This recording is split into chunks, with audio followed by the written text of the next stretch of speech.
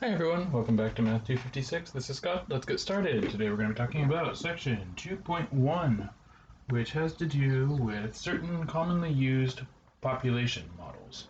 So we're going to figure out their differential equations and then we're going to solve them. So 2.1 population models.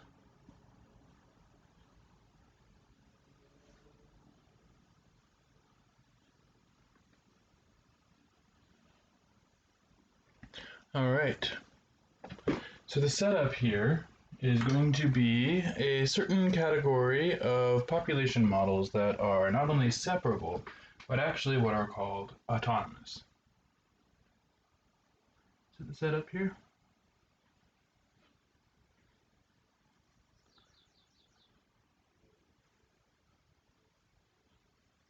An autonomous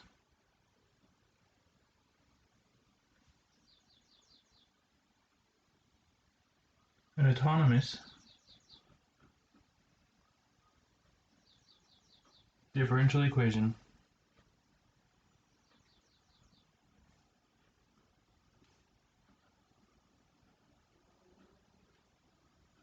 for population. So what this means is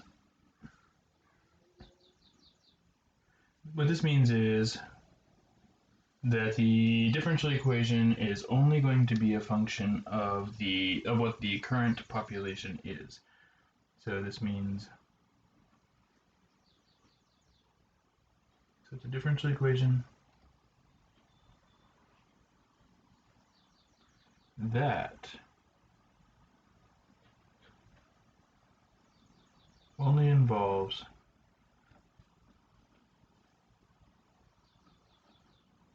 the output function. So in other words, dp dt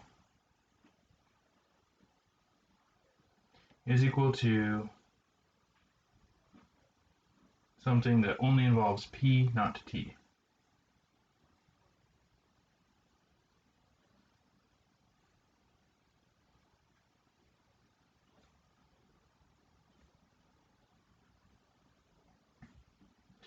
So what this is basically assuming is that the population, the way it's changing, is purely a matter of what the current population is. It's not a thing that is changing throughout time. So this would not be true, for example, for human populations, because human populations models in the long run are very dependent on the material conditions of the culture. So, depending on whether we're talking about an advanced capitalist culture or a culture like a hunter-gatherer type culture, there are very different models that would pertain to that. So this would not be something you would use in the long run for human culture, except as a projection. But for most things, for these problems, we'll be assuming that we're talking about something that is only really in the short run and that depends on what the current population is and is not and the differential equation is not changing throughout time. But let's look at some different models for different ways populations can grow. So first off, the main format here that we're going to be looking at is dp dt is equal to beta minus delta times p. So this is going to be our default format where beta represents basically the birth rate and delta represents basically the death rate. Now the first thing that we are going to consider is what's called explosive population growth.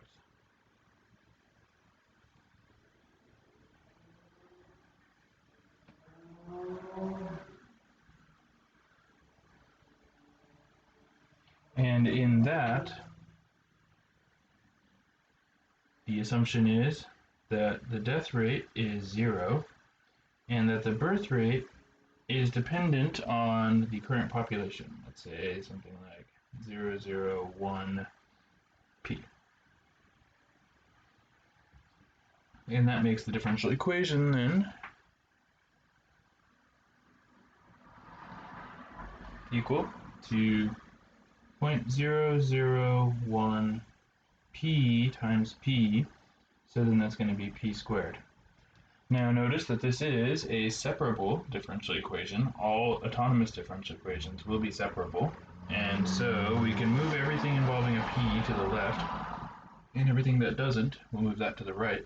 And so to solve this, we will separate variables.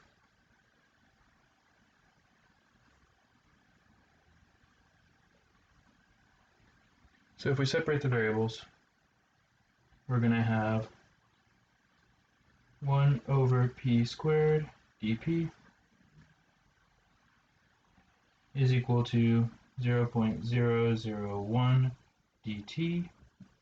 In other words, p to the negative 2 dp, and we'll go ahead and put an integral on both sides here. And that's the same as the integral of 0.001 dt. And so here we can just use the power rule, and so the current exponent is negative 2, add 1 to that, and you'll get p to the negative 1, and then multiply by the reciprocal of the new exponent.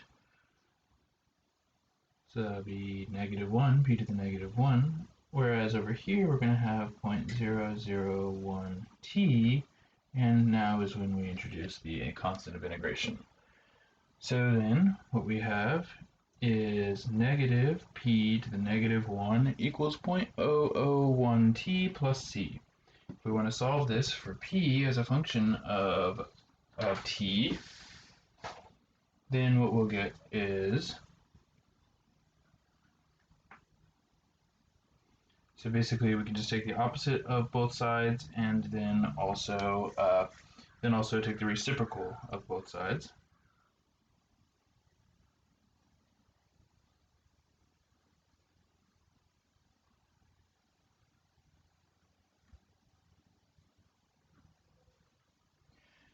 And then supposing we had some initial condition, then that's what we would then use to determine the value of the c. And in that case, if you look at the c, the initial condition would involve putting, actually I should make that a minus, I guess. Technically I should make that a minus because we took the opposite of both sides, and if I'm going to reuse the same letter, then I should respect the fact that it has been changed to its opposite. So what we effectively have here is a new constant of integration that's the opposite of the old one. Anyway, so now if I were to think about what would happen if I plugged in 0 for t, then I'd have 1 over just the negative c. So that means that p naught is going to equal 1 over negative c. So for an initial condition. So then what that means is that c, or I guess we can just write it as this. So then the overall differential equation is going to be 1 over, and so here what we'll have is just basically p naught to the negative 1 minus 0.001 t. Now the reason why this is called explosive population growth is that if you look at what the setup here is going to be, there is going to be a vertical asymptote, and that vertical asymptote is going to happen whenever this equals that. And so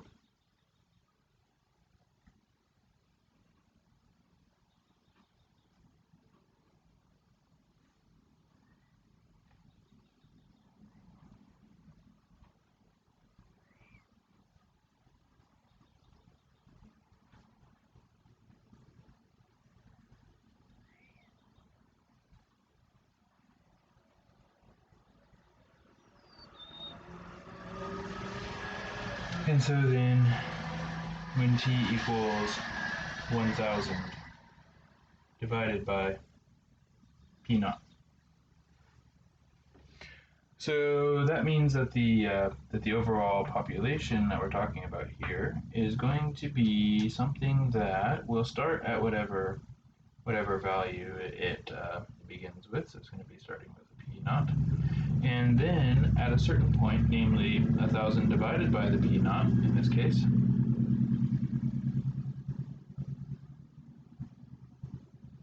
what's going to happen is that there's going to be a catastrophic explosion in the population of this particular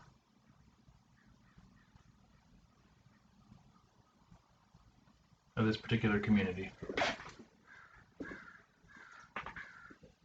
So this is why it's called explosive population growth.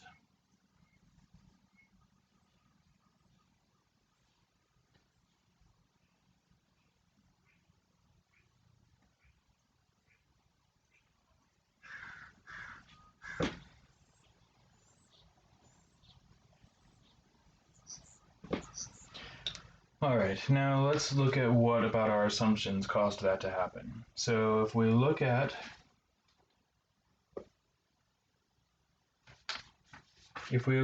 the guiding assumptions for our population, we have, for one thing, a death rate that is equal to 0. So that's certainly going to be an indication that the population is going to be going up.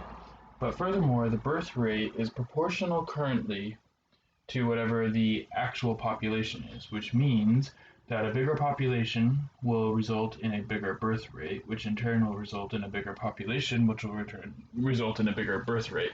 And the thing spirals out of control in an explosive way. So that's what happens if the rate of birth, which is the meaning of the beta here, is itself going to be a factor that is influenced by the current population. Now, let's now look at what would happen in a somewhat more realistic context. So this can happen, and it has catastrophic effects on the environment and then subsequently on the population in question. But now let's look at what is one of the more realistic long-term models, which is the logistic equation. So these are bounded populations and the logistic equation.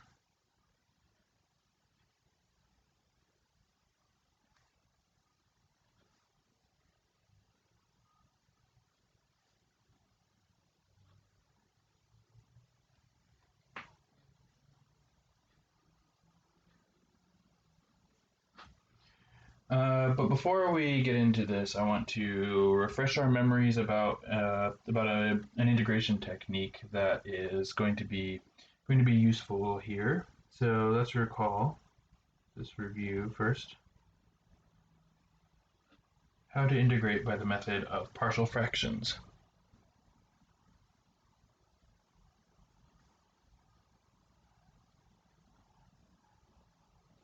So partial fractions integration.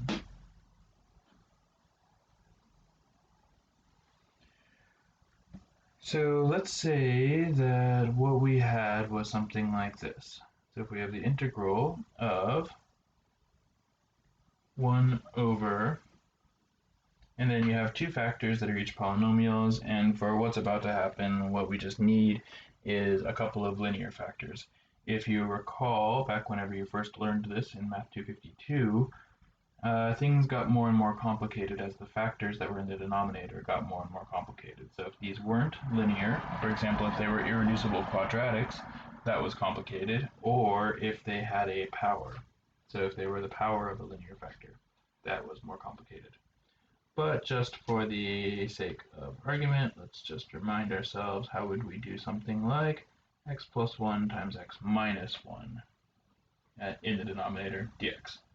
So as an example, let's see if we can remember how we would integrate something like this.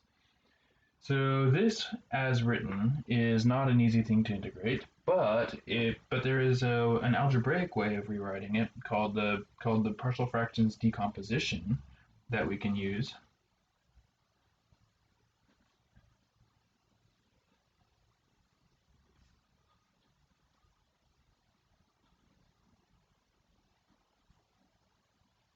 And the way that works is, and again, for the problems that we're going to be looking at least for the time being, we don't need to dwell on the more complicated cases that happen if there's an exponent here, or if this is not a linear factor, but something of a higher power. So for something like this, we can always just break it down.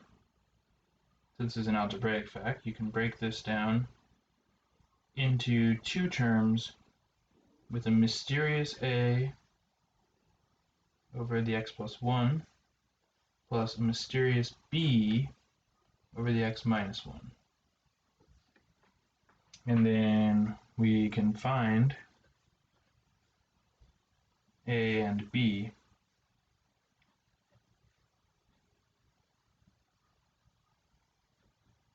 And that's an algebraic process. So typically what you would do here is you would multiply both sides by a common denominator.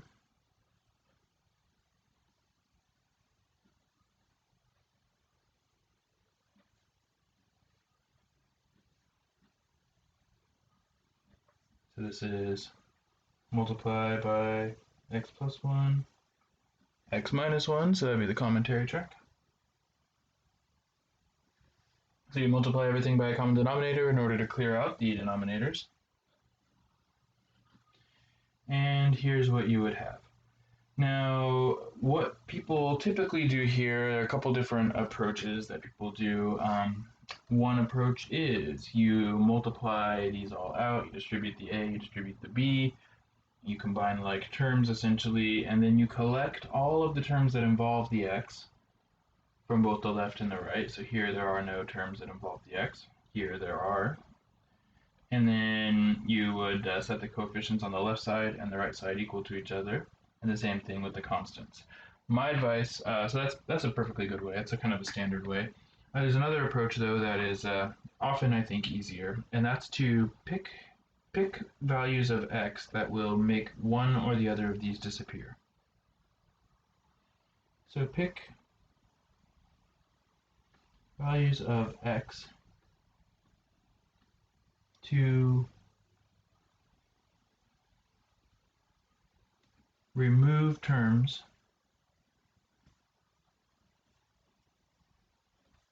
to find a, then b. So that's my advice for another approach. So as an example, if I want this term to disappear, I'd say x equals -1. That'll make this term vanish.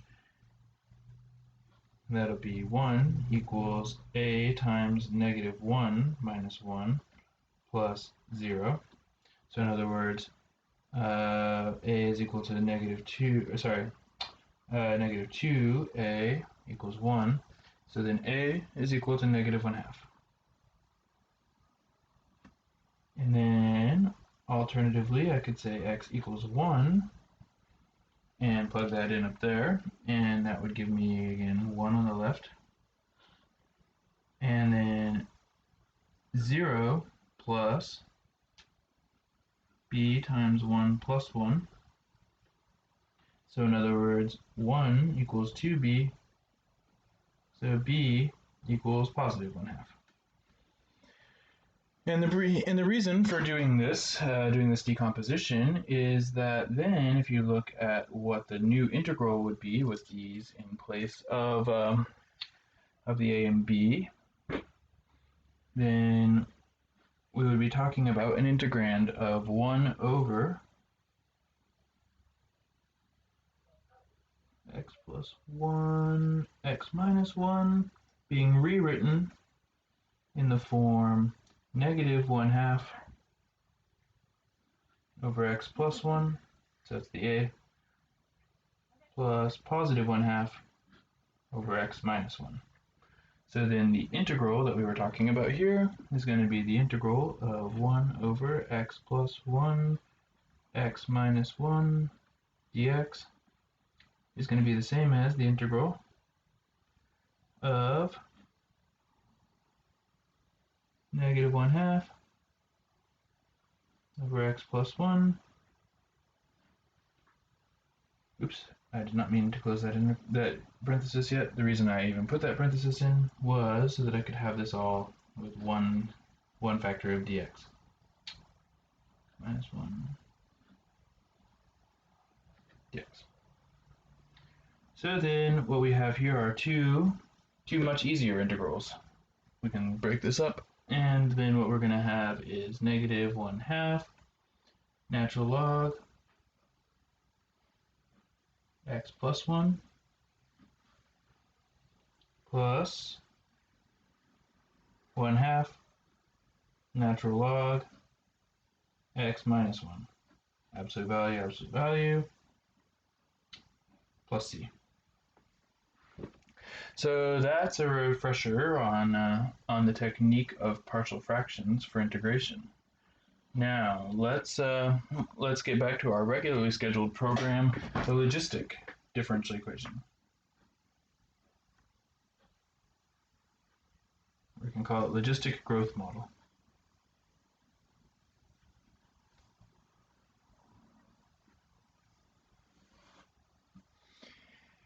And the way the logistic growth model is formulated is as follows. dp dt is equal to some coefficient k times p times m minus p, where k is greater than 0, so k is a constant greater than 0, and m is what's called the carrying capacity.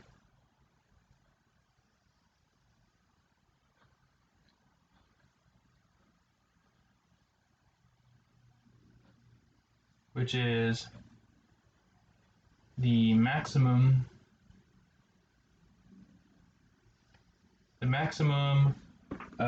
sustainable population.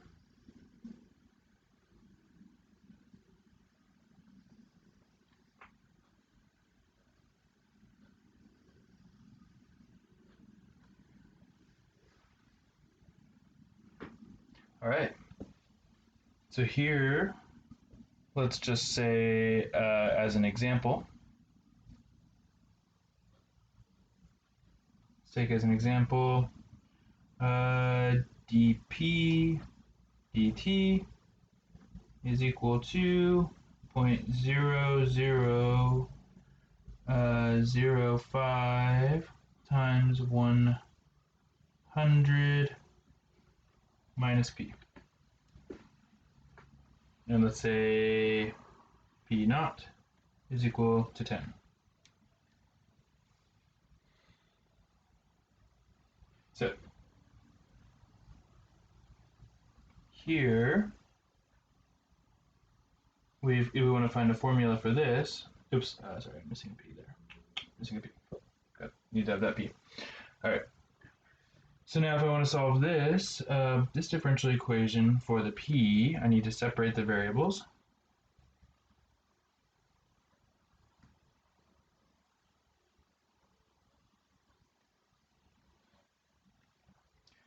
And so that's going to give us dp divided by p times 100 minus p is equal to 0.0005 dt. So then when I want to integrate both sides of this to return it to the scale of regular non-infinitesimal real numbers, then what I'll get is the integral 1 over p times 100 minus p dp is equal to the integral 0.0005 dt. And then here we're going to have So we're going to use the partial fractions decomposition to break up the integral on the left. That's why we had that little interlude.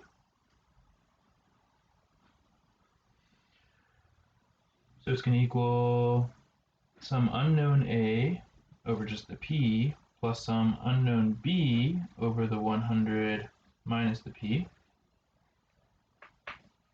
And we'll multiply everything by the common denominator of 100 minus p. Times p, 100 minus p. So that's the common denominator. And when we do that, we're going to have just a 1 on the left, and we're going to have just a times 100 minus p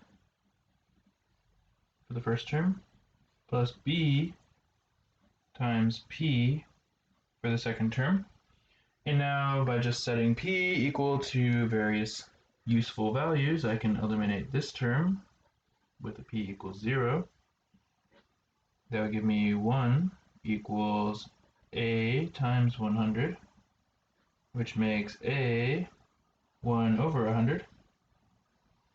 And by setting p equal to 100, that's going to give me 1 equals 0. So I guess plus 0. I want to be clear. Plus b times 100, which again gives us a value of b of 1 over 100. And so what that means is that our integral, the integral that was on the left there, 1 over p times 100 minus p with respect to p is the same as the integral of 1 over 100 divided by 100, just divided by p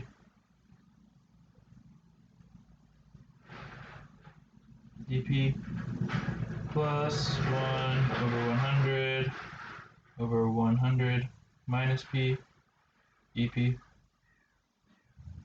So the integral can be split up into those two. Okay, so now returning back to where we started, that then gives us 1 over 100, and we can just see that this is going to be ln of the absolute value of p. And then this one is going to be minus 1 over 100 ln of absolute value 100 minus p.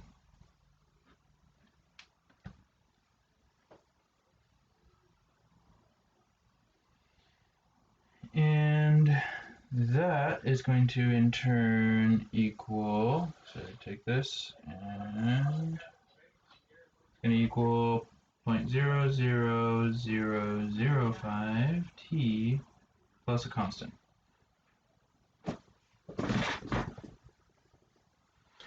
And now what we can do is we can combine these by first off pulling out the 100, but also using the properties of exponents. So 1 over 100 times the natural log of the absolute value of p over 100 minus p, so this is a property of logarithms. I pulled out the 100 to the 1/100th to the very front, and then I used the fact that a subtraction of two logarithms is the same as the logarithm of the division is equal to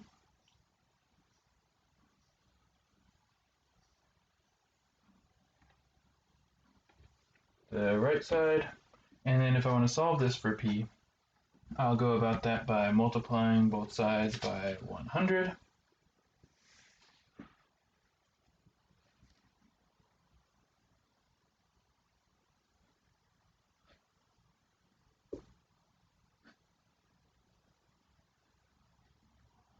So the natural log, p over 100 minus p is equal to So to multiply this by 100 would be to move the decimal spot two slots over. So oops, so it'd be 0.05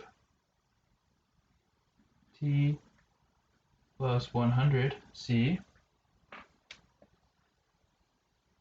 which I'm going to go ahead and absorb that into a new constant.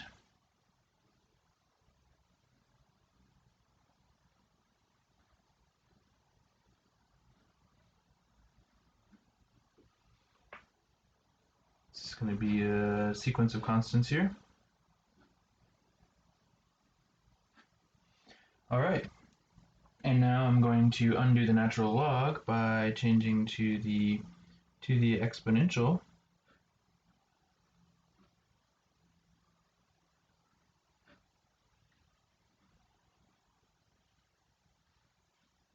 So e to the 0.05t plus c2, which we can rewrite in the customary way. 0.05t times e to the c2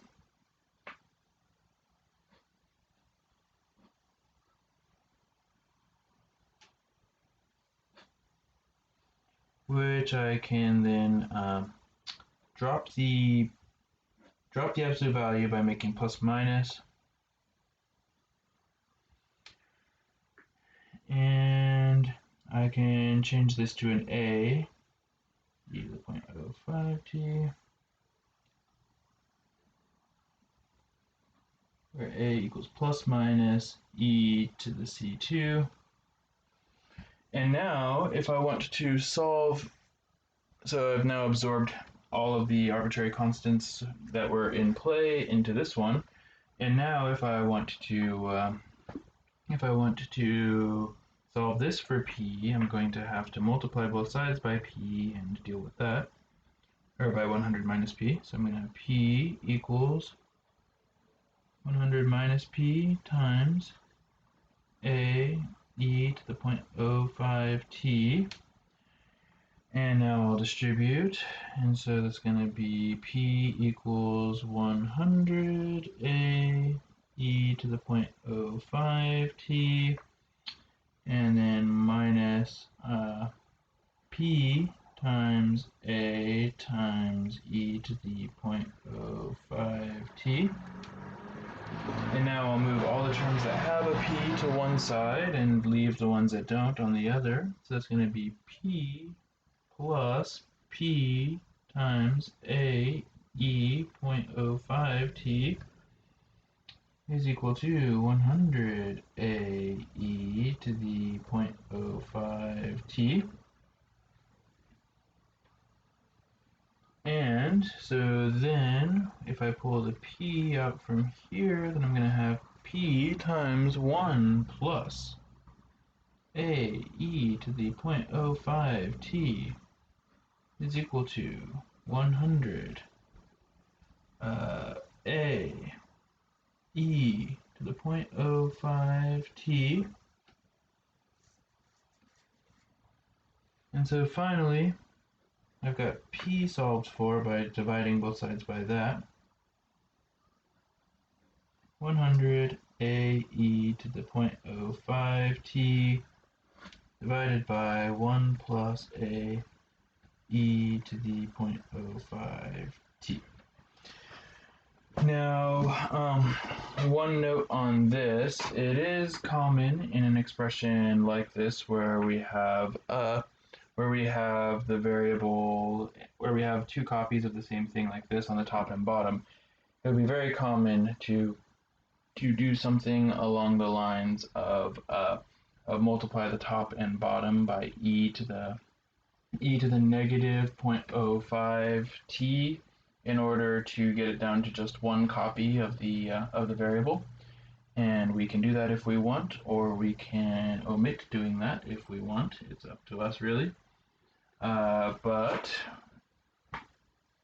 I'm going to go ahead and do that. So to simplify, so to reduce the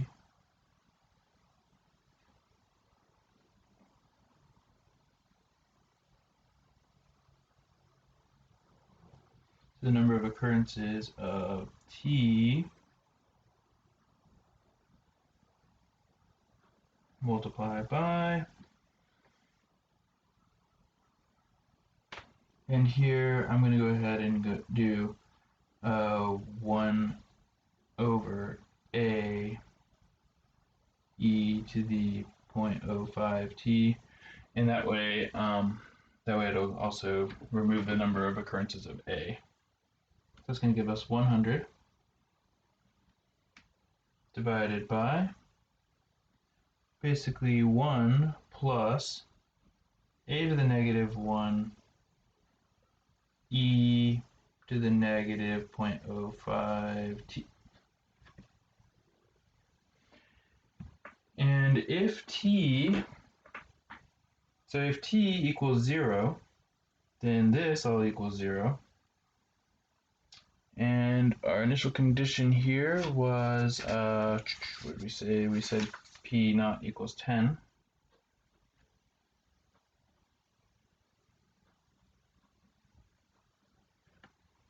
So we can use that to solve for the a, or to solve for the coefficient there, I guess. And so then what that's going to give us is that 10 equals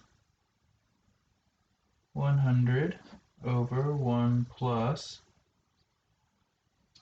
a to the negative 1. And so that means if I divide both sides by 10 and I multiply both sides by that, I will get 1 plus a to the negative 1 equals 10. So in other words, a to the negative 1 equals 9. And so then that gives us altogether our formula. P is equal to 100 over 1 plus 9 times e to the negative 0.05 t.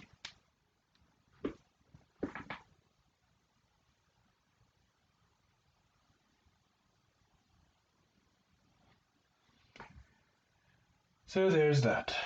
Now another example of something like this. So this was actually in some ways the easier version of the logistic equation.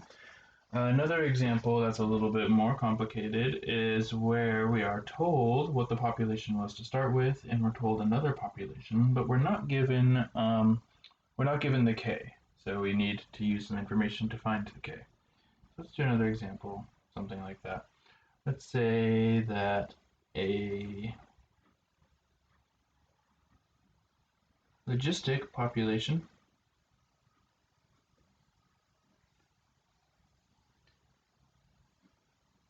has an initial value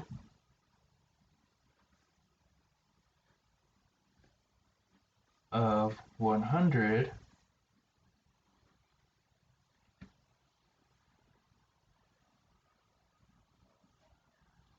a carrying capacity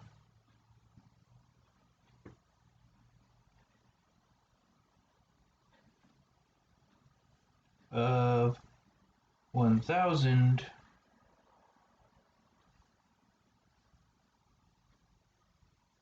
and a value of, let's say, 250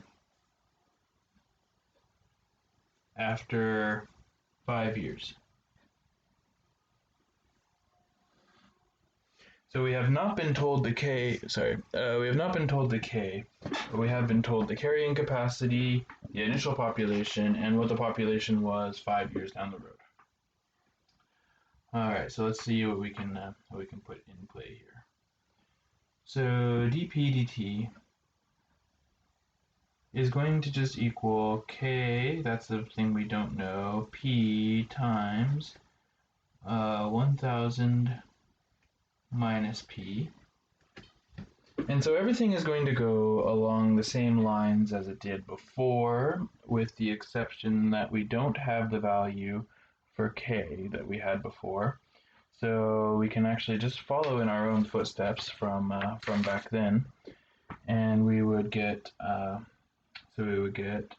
actually, it's slightly different. So let's rework it out. Also good practice. So then if we rework this out, we are going to have 1 over p times 1000 minus p dp is equal to k dt, and we're going to have an integral. And so here we're going to be breaking this up, and it's going to be very similar. So a over p plus b over 1000 minus p is equal to 1 over p times 1000 minus p, which, by doing the same stuff we did before, gives us the expression a times 1000 minus p plus b times p, which equals 1. Plug in p equals 1000, or I should say, first start with plug in p equals 0, and then that's going to make this one disappear, so that's going to give a equals 1 over 1000. Plug in p equals 1000. That's going to give you b equals 1 over 1000. Just the same logic as what we did before. And so what we are going to end up with is the integral of 1 over 1000, so p dp plus the integral 1 over 1000 over 1000 minus p dp is equal to kt plus c.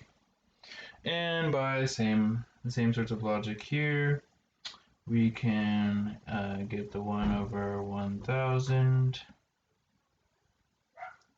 natural log absolute value p over 1000 minus p equals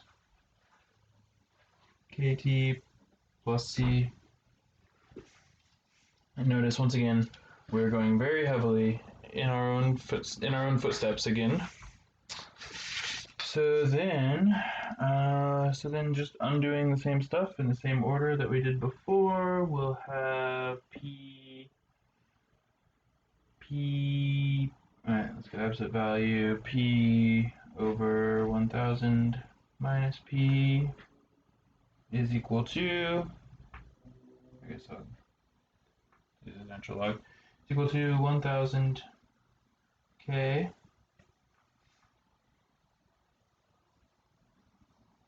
plus c2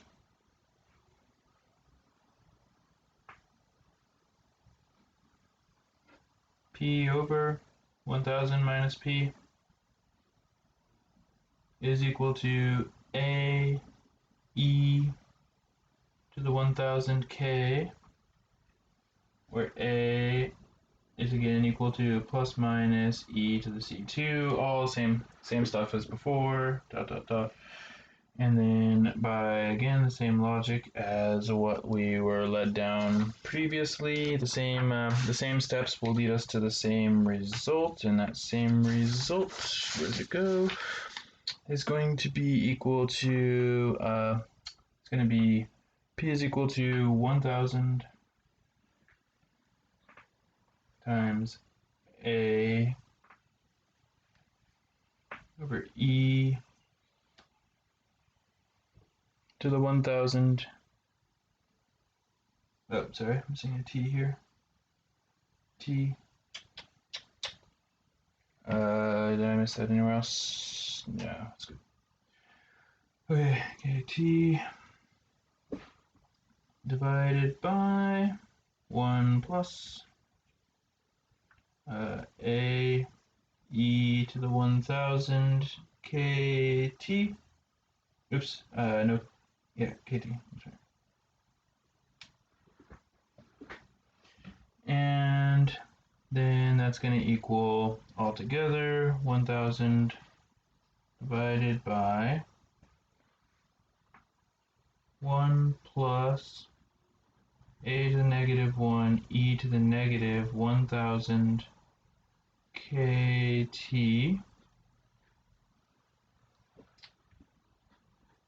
and then we're going to use that p of 0 is equal to 100. So that's going to help us find the a, because this will now disappear. And so that's going to be 100, oops, 100,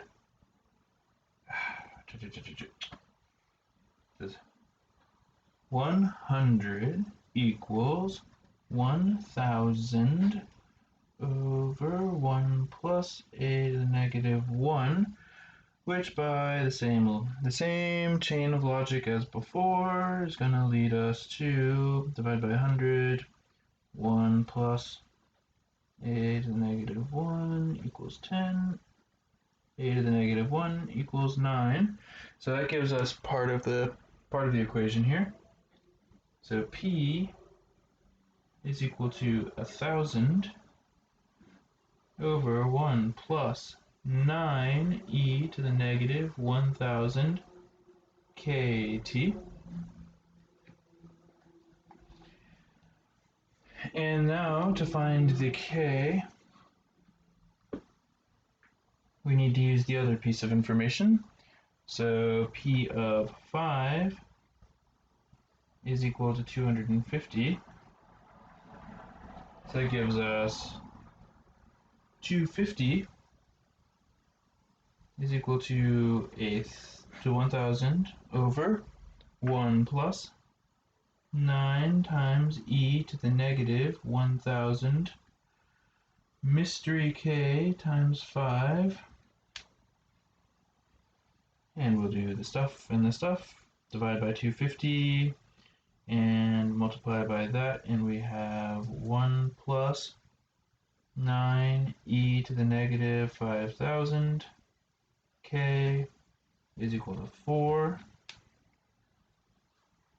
So then subtract the 1 from both sides, divide by the 9, e to the negative 5000 k is equal to 1/3, which means then that k is equal to, so you take the natural log of 1/3, we divide by negative 5000, and now we might as well just get a decimal on that. So we crack out the old calculator, and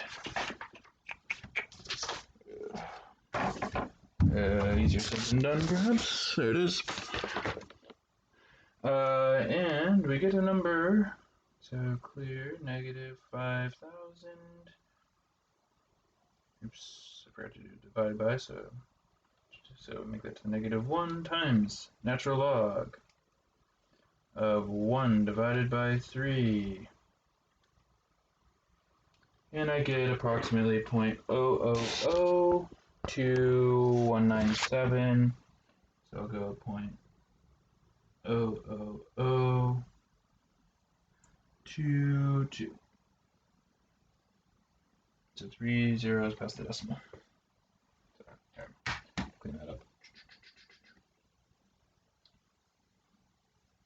1, 2, 3, 2, 2. So then our overall formula, therefore, is that P of t is equal to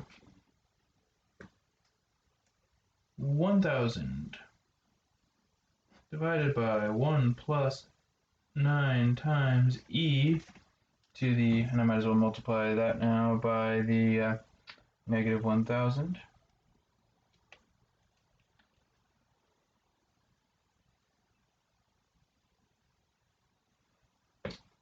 And I get e to the negative 0.2, I guess 2, and I've rounded the same way I did before, t.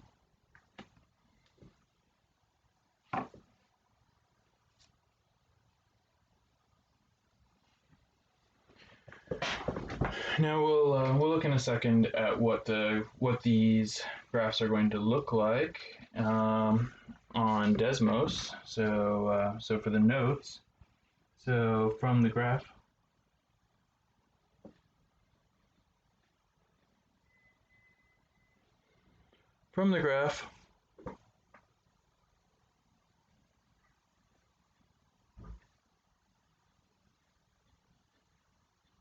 we can see that there is an inflection point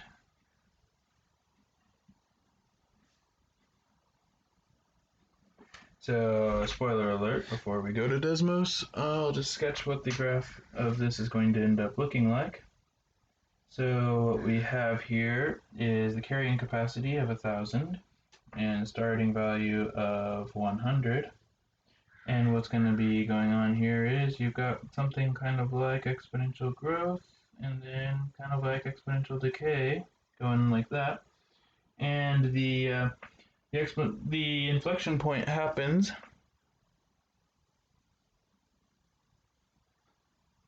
when the population equals 1/2 of the carrying capacity. So from there it goes, that's where it switches from being basically exponential growth to exponential decay. It goes from being concave up to concave down. So we'll look at that on Desmos, as well as the one last addition on this, which is the sinister twin to the logistic population growth, which is what is called the explosion versus extinction model.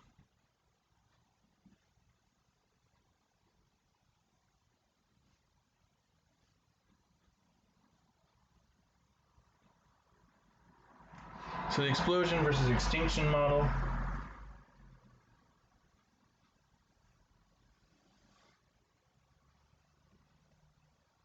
has the format dp dt is equal to k times p times p minus m. So this is switched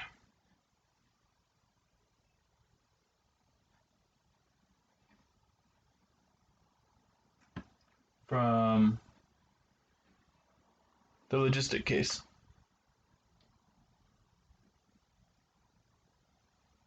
Now, what this is going to do is basically put us in the opposite of the logistic population growth. In the logistic population growth, everything is more or less going to try to tend to get up towards the 1,000. Here, however, if we have the m, what's going to happen is anything that starts below m is going to collapse.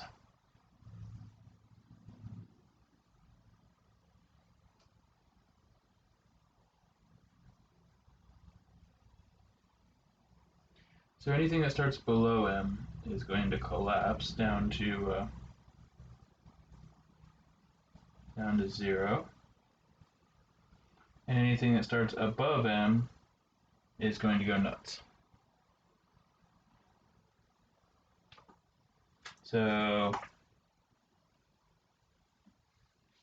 So what happens is the opposite of with the logistic growth model, but we'll discuss actually in more precise terms what the nature of the two different behaviors at the carrying capacity are next section, actually, when we discuss the stability of solutions. Now I'm going to switch us over to Desmos for a quick look at what the graphs of these logistic equations are going to look like. We are on the computer and just start typing Desmos and see what happens.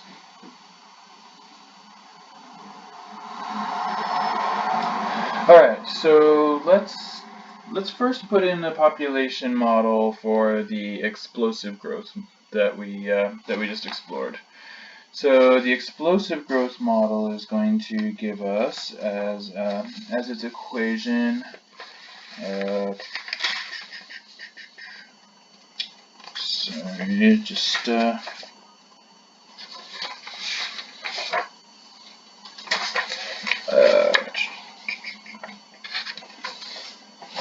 So the explosive growth model is going to be P is equal to, and here I'm just going to take as an initial population something like 10. So that's going to be based on the formula that we were just discussing.